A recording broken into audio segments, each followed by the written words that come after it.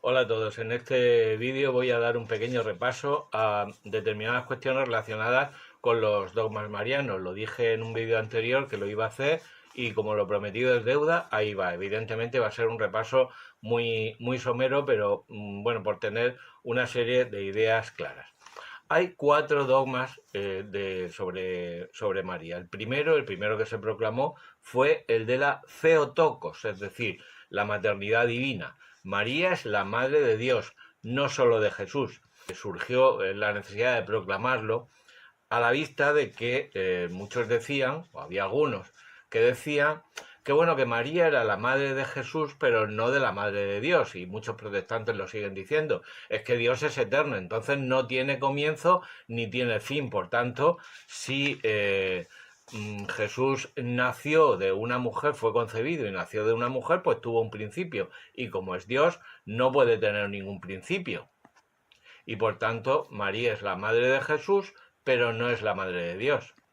De entrada hay que decir una cosa, todos los dogmas marianos se refieren a Jesús, es decir, son consecuencia de la fe en Cristo. Y si María es la madre de Jesús y no de Dios, pues entonces se pueden poner en entredicho las palabras de Jesús y relativizarlas. Es decir, bueno, Jesús dijo esto, pero claro, Jesús tenía naturaleza divina, sí, en el bautismo fue donde se le inculcó esta naturaleza divina por la venida del Espíritu Santo. Y entonces ya digo, si Jesús no es la máxima autoridad, porque se pone en entredicho su naturaleza divina, entonces sus palabras y y toda su enseñanza pues quedan en entredicho. Encontramos apoyo bíblico en Lucas 1:43, cuando Isabel dice, ¿quién soy yo para que me visite la madre de mi Señor? Su Señor no es Zacarías, evidentemente. Está hablando del Kyrios, de Dios. Una precisión, nosotros los católicos no creemos en la maternidad divina porque está en la Biblia. La Biblia refleja la tradición apostólica que siempre creyó que María era la madre de Dios. Los católicos no somos ni solo escritura ni solo Biblia. Segundo dogma, la virginidad perpetua. ¿Es que es tan importante la virginidad? Pues si no fue Virgen María, ¿qué más da? Esto lo oímos decir muchas veces, ¿verdad? Bueno, vamos a precisar las cosas. Primero, hay un mandamiento en donde Dios dice no cometerás adulterio. Este mandamiento incluye que un hombre no puede tener relaciones sexuales con una mujer que no sea su esposa. Es decir, solamente se admiten las relaciones sexuales entre esposos, como debe ser. Si María concibió por obra del Espíritu Santo, ¿Dios tendría un hijo con una mujer que no fuera su esposa, contraviniendo su propio mandamiento? Por eso los católicos llamamos a María esposa del Espíritu Santo. Por tanto, si María es la esposa del Espíritu Santo, como decimos los católicos, es decir, concibió por obra del Espíritu Santo, si esto es así, entonces no puede tener María relaciones con ningún otro que no sea su esposo. ¿Y qué pasa con el matrimonio de José? Bueno, pues que es para este mundo. En Mateo 22:30 nos dice el Señor, cuando los saduceos que no creían en la resurrección le plantean el caso de esta mujer que tiene 7 maridos porque enviuda de los 7 que son todos hermanos. Y dice el Señor, cuando resuciten ni los hombres se casarán, ni las mujeres tomarán esposo. Serán como ángeles en el cielo. Mateo 22:30. Entonces el matrimonio es para este mundo. Como Cristo es eterno, ojo, también en este sentido estamos defendiendo la divinidad de Jesús, de Jesucristo. Como Cristo es eterno, no puede ser concebido con un matrimonio terrenal. La esponsalidad de María es como la vivencia aquí en la tierra y digamos de forma anticipada de las bodas del Cordero entre Cristo, que es Dios, y su iglesia, y esas bodas son eternas. El valor del matrimonio de José pues tiene dos sentidos. principales, podríamos decir. Primero, atribuirle la descendencia de David en cumplimiento de las profecías del Antiguo Testamento. Y luego, pues que tenía que tener un padre aquí en la tierra. Iba a decir que a Dios no le gustan las madres solteras, pero no es que no le gusten, las ama, pero no quiere para nosotros y no lo quiso para su hijo que solamente tuviera una madre, sino una madre y un padre. Por lo tanto, el matrimonio de José con María es el que legitima el ejercicio de las funciones propias de la paternidad de José sobre Jesús. Este dogma de la virginidad perpetua de María se suele representar en los iconos de tipo oriental con 3 estrellas. Podemos ver en algunos de estos iconos esas 3 estrellas que significan que María fue virgen antes, durante y después del parto. Bueno, pues pensando en lo que dice este vídeo, si así se justifica la virginidad de María antes de dar a luz a Jesús. De todas formas, la palabra también lo dice. Mateo 1:25 nos dice de San José: y sin haberla conocido, ella dio a luz un hijo al que puso por nombre Jesús. Y la virginidad durante el parto.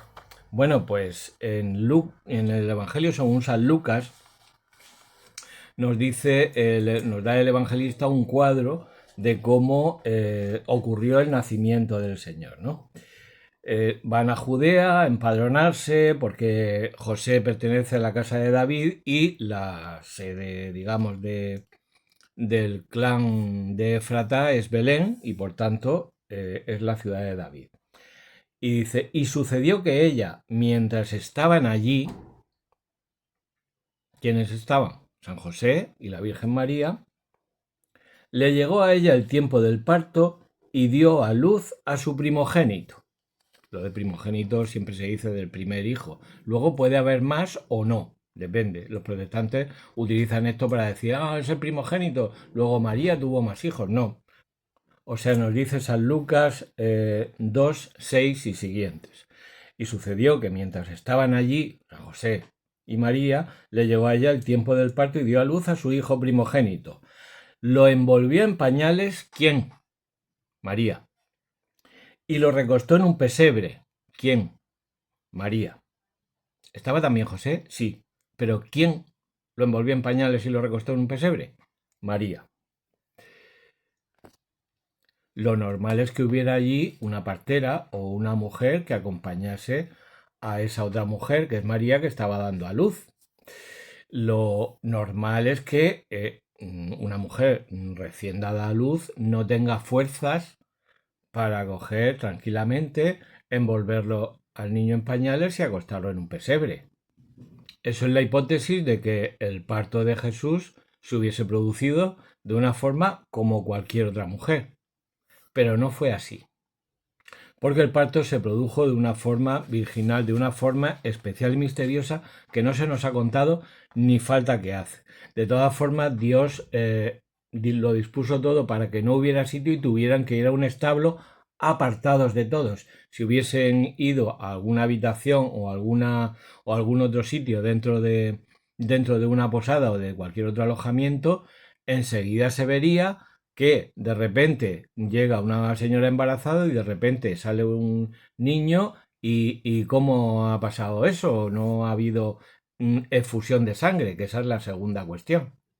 El parto se produjo en presencia de un buey y una mula que no nos consta que tuvieran el título de ginecólogos, precisamente para eso, para preservar la intimidad del nacimiento de Jesús. ¿Y por qué he dicho lo de la efusión de sangre? Porque claro, luego vienen los pastores, ¿no? Y a partir del versículo 16 fueron corriendo y encontraron a María, a José y al niño acostado en el pesebre. Es decir, no hay nadie más. Y la efusión de sangre, otra persona no lo podía tocar porque si tocaba la sangre de otra, entonces estaba impuro. Sin embargo, los pastores entran, ven al niño, están allí y no tienen problema. ¿Por qué? Porque no hay efusión de sangre. Y por tanto los pastores no tienen peligro de caer en impureza. Y esto creo que corrobora bastante en la palabra de Dios, en la Escritura, la idea de el parto virginal. María Virgen antes del parto y durante el parto y después del parto. El tercero y el cuarto dogma son más recientes.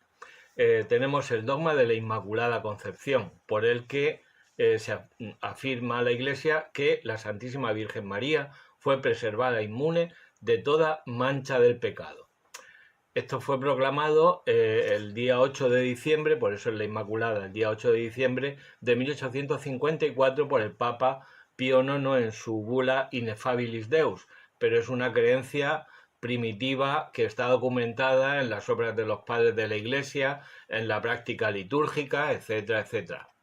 Cuando se proclama un dogma no se formula en ese momento, se proclama, es decir, es una creencia que se viene manifestando en la Iglesia desde tiempos primitivos y además se define, es decir, se ponen sus límites. El dogma significa esto y no significa esto ni significa esto. Que María estaba preservada de toda mancha, incluso del pecado original, pues es lógico a la luz, como siempre decimos, de la cristología. Si Cristo no tiene pecado, por tanto, su madre humana no le podía transmitir el pecado original. Por tanto, María, su madre, está preservada del pecado original para que no pudiera transmitírselo a Jesús, su hijo. En caso contrario, como dicen los protestantes, que María sí tenía pecado, entonces queda la puerta abierta a afirmar que Jesús tenía pecado de alguna manera transmitido por su madre y por tanto pone en cuestión la divinidad de Cristo. Esto tiene reflejo en la Biblia, pues evidentemente el saludo del ángel Gabriel es Quejaritomene, la llena de gracia, traduce para la Vulgata San Jerónimo. Este es un participio poco común en la literatura griega de aquella época y hace referencia no a una acción que se produce, sino a una cualidad de la persona. Por tanto, si es una cualidad de la persona, la acompaña desde el principio de su existencia, y el principio de su existencia es desde su concepción. Y si está llena de gracia, ya no le cabe nada más, ya no cabe tampoco el pecado. 4 años más tarde de la proclamación de este dogma, empiezan las apariciones a Bernadette Soubirous en Lourdes. Y allí, según Bernadette, afirma la propia Virgen, soy la Inmaculada Concepción. Y ahí está la estatuilla de la Virgen con la frase en el dialecto de la zona. Y el último dogma es el de la Asunción de María a los cielos. Este dogma fue proclamado por el Papa Pío XII en 1950, el 1 de noviembre de 1950, mediante la bula Munificentissimus Deus. La Asunción de María también se la domina muchas veces, se empezó dominando la dormición de María y luego pasó a llamarse Asunción y también se le conoce como tránsito. El contenido del dogma dice, pronunciamos, declaramos y definimos ser dogma divinamente revelado que la Inmaculada Madre de Dios, siempre Virgen María, cumplido el curso de su vida terrena, fue asunta en cuerpo y alma a la gloria celeste. Bueno, pues tiene toda la lógica, porque si fue concebida sin pecado original, y como nos dice San Pablo, el precio del pecado es la muerte, pues si no tuvo pecado desde el momento de su concepción, pues no debe morir. Porque lo que Dios les dice a Adán y Eva, que no coman del árbol de la ciencia del bien y del mal, es que si lo coméis, moriréis. Es decir, el pecado original, y María no tenía ese pecado original. Pero volveremos a señalar, en el caso de los dogmas marianos y de todos los dogmas, son verdades creídas desde la Iglesia primitiva. En concreto, parece ser que las primeras alusiones a este dogma se encuentran en la liturgia del siglo IV. Y así se podrían citar muchísimas referencias durante los 16 siglos siguientes. Y esto se manifiesta en la Biblia.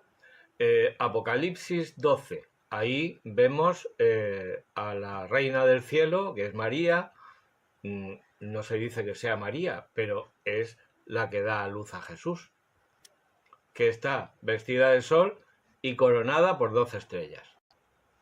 Cualquiera que lea el capítulo 12 de Apocalipsis puede entender que se trata de María, aunque luego, tanto por parte protestante como de muchos católicos, se ha impugnado esta interpretación, pero vamos, te invito a que lo leas y saques tus propias conclusiones. Y nada más, prometí ser breve, espero que esto pues te sirva de aliciente para buscar más información y, como decía San Lucas, compruebes la solidez de las enseñanzas que has recibido. Que la Biblia te acompañe.